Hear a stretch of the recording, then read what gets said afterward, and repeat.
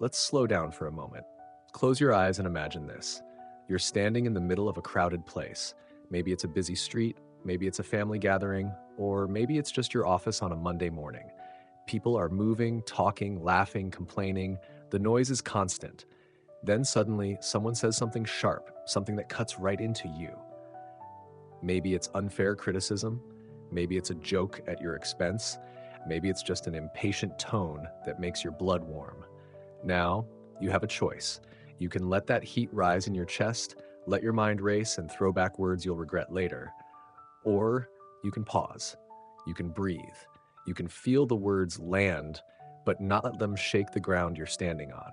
You can stay calm, not because you're ignoring it, not because you're weak, but because you've mastered the art of not letting someone else's storm drown your inner peace. That's what the Stoics knew. That's why, centuries later, their wisdom still feels like it was written for us. We live in a time where everyone has a microphone, where opinions are loud and quick, and where every small disagreement can feel like a battle. But you and I, we can live differently. We can learn how to keep our calm no matter who stands in front of us, no matter what's happening around us. Today, I want to share with you 15 Stoic principles, timeless ideas that I've blended with my own experiences and observations so that you can walk through life with a quieter heart, a clearer mind, and a steadier soul. So let's take this journey together. 1. Peace comes from within. Here's something I've learned the hard way. No matter how much you try to arrange the world so that it treats you gently, life has a way of ignoring your plans. People will say careless things. Circumstances will shift without asking for your permission. If your peace depends on everyone else behaving a certain way, you're going to spend your whole life chasing something you'll never catch. True peace, the kind that doesn't vanish when someone rolls their eyes or disagrees with you, comes from inside. It's built on the quiet decision that you get to choose how much power others have over your emotional state. I remember once sitting in a meeting where a colleague publicly criticized a project I'd worked on for weeks. My first instinct was to defend myself, to explain, to argue. But instead, I stayed still. I listened, and I realized nothing they said could change the value of the work I'd done. My worth didn't live in their opinion. The Stoics would say, "You have power over your mind, not outside events. Realize this, and you will find strength." And they were right. Every time you refuse to let someone else's words be the switch that turns your peace on or off, you're building inner strength. 2. Anger reflects inner wounds. Have you ever wondered why certain things make you angrier than others? Why a small comment from one person can hurt more than a major insult from another? Often it's because that comment touches an old wound, something unresolved inside you. Anger is rarely about the moment itself. It's about the story we've been carrying long before that moment happened. Maybe it's about feeling unappreciated. Maybe it's about a fear of not being enough. When I first understood this, I stopped blaming others for making me angry and started asking, why does this make me so angry? What's the root? Sometimes the answer was uncomfortable, but it was freeing. So the next time you feel that rush of irritation or rage, pause and look inward. Ask yourself, is this really about them, or is it about something in me that still needs healing? That's where real growth begins. 3. Silence is strength.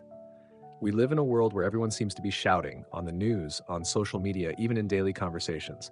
The pressure is to respond immediately, to prove your point, to win the argument. But the truth is, silence can be more powerful than the sharpest words. Silence isn't weakness, it's self-control. It's knowing that not every attack deserves a counterattack. Not every misunderstanding needs to be fixed right now. There was a time when someone I cared about misunderstood my intentions and accused me of something I hadn't done. I wanted to defend myself in every possible way, but I didn't. I waited. Days later, they came back and apologized after realizing the truth on their own. My silence had done what my words couldn't.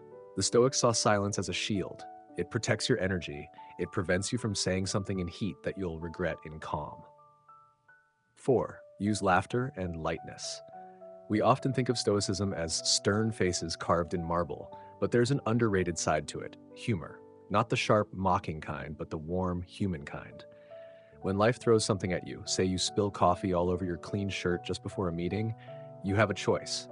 You can sigh, curse, and let that moment color your whole day. Or you can chuckle. You can see the absurdity in it, even the cosmic irony. Seneca himself enjoyed wit. He knew that a mind that can laugh can't be fully conquered by trouble. Think about the times you've laughed in the middle of stress. That instant, the tension breaks, your chest loosens, your breath deepens, and suddenly the problem feels smaller. Laughter isn't denial, it's a subtle declaration. This will not control me. And the lighter you keep your mind, the more resilient you become when the real storms hit. So try it next time. When someone cuts you off in traffic or a plan falls apart, smile. Even if it's forced at first, let it come. It's one of the gentlest ways to guard your calm. But 5, choose your battles wisely. Not every hill is worth dying on. When I was younger, I thought every misunderstanding, every wrong statement needed correcting. I exhausted myself trying to win every argument, both in person and online. The truth is, every battle costs you energy, and energy is finite. Marcus Aurelius wrote, "You have power over your mind, not outside events. That means we decide where to spend our attention and which conflicts deserve it. When you step back and ask, will this matter in a year, even in a month? Most things don't pass the test. That doesn't mean you avoid all conflict. Sometimes speaking up is necessary for justice, for protection, for truth. But those moments are rare compared to the noise we're drawn into out of ego. So next time you feel the pull to jump in, whether it's a petty workplace dispute, a social media debate, or a family squabble over something trivial, pause. Ask yourself if the cost of engagement is worth the reward. More often than not, the true victory is in walking away with your peace intact. Number 6, apatheia, inner equanimity. Apatheia doesn't mean you don't feel anything. It means you're not ruled by those feelings. It's the ability to stand in the middle of chaos and still feel a quiet center inside you. The Stoics didn't aim to be emotionless. They aimed to be unshakable. If a friend betrayed them, they'd still feel the sting, but they wouldn't let it dictate their next move. If a storm ruined their plans, they'd adapt instead of spiraling into frustration. In modern life, apatheia might mean not letting a sudden bad email ruin your entire workday, or not allowing someone's rude comment to echo in your mind all night. It's a skill, and it's trained daily. When you catch yourself being pulled into drama, remind yourself, this does not need to own me. Feel what you feel, but choose what you do next. That's where your power is. 7, let go of resentment. Resentment feels heavy because it is heavy. It's like carrying a stone in your pocket, a reminder of every wrong someone has done to you. At first, you think you're keeping it as proof that you were right, proof they were wrong. But over time, you realize the stone isn't weighing them down, it's weighing you down. You're the one carrying it into every conversation, every new opportunity, every quiet moment. Forgiveness doesn't mean saying what you did is okay, it means saying what you did will not control me anymore. It's you putting down the stone so you can walk lighter. This is not an easy process, it takes time. But even a small willingness to release that grip begins to free you. Sometimes the most profound way to protect your calm is simply to stop replaying the same hurt in your mind. 8, you can't control others. This is the great frustration of life. People won't act the way you think they should. Friends make choices you'd never make. Colleagues break their promises. Family members hold on to habits that harm them.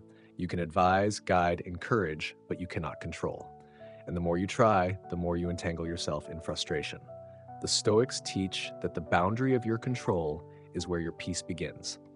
Focus on your actions, your words, your example, and let go of trying to manage others' lives.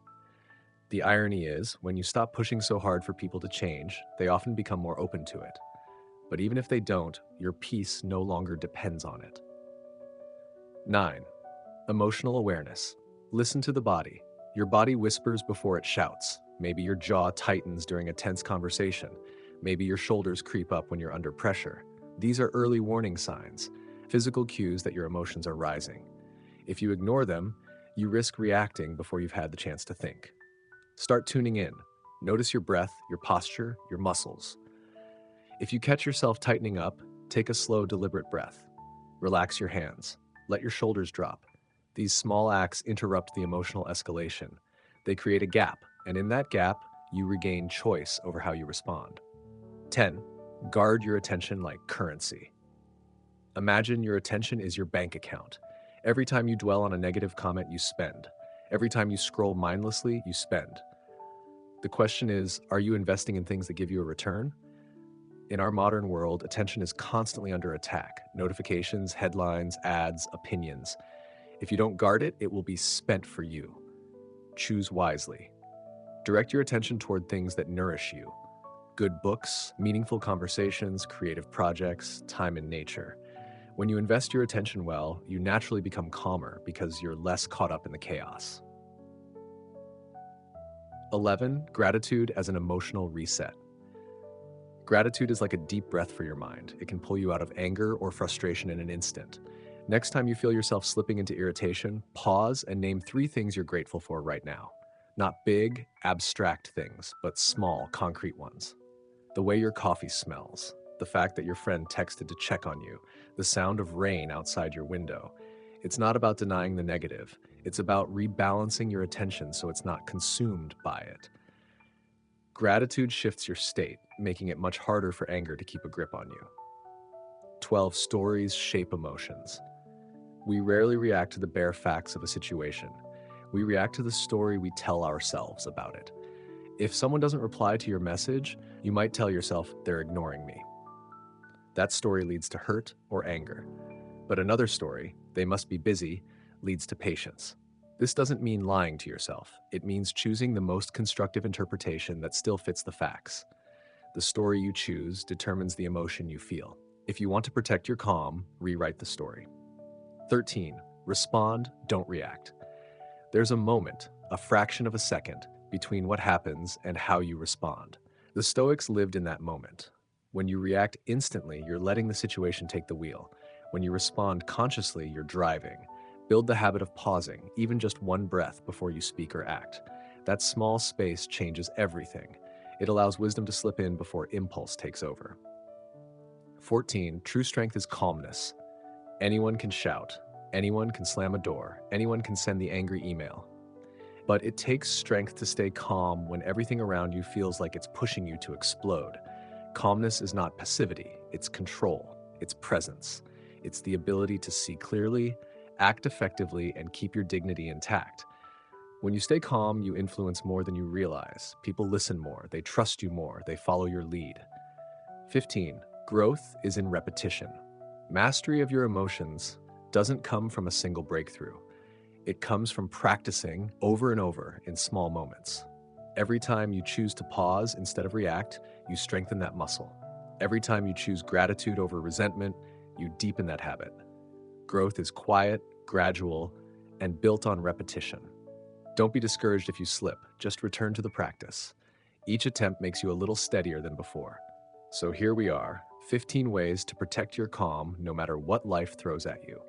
None of them require a perfect life. None of them require everyone around you to behave. They only require that you keep returning to the center, again and again. Peace isn't something you find once and keep forever. It's something you choose in each moment, with each breath, with each story you tell yourself. And the more you choose it, the more natural it becomes. Until one day you realize storms still come, but they no longer sweep you away.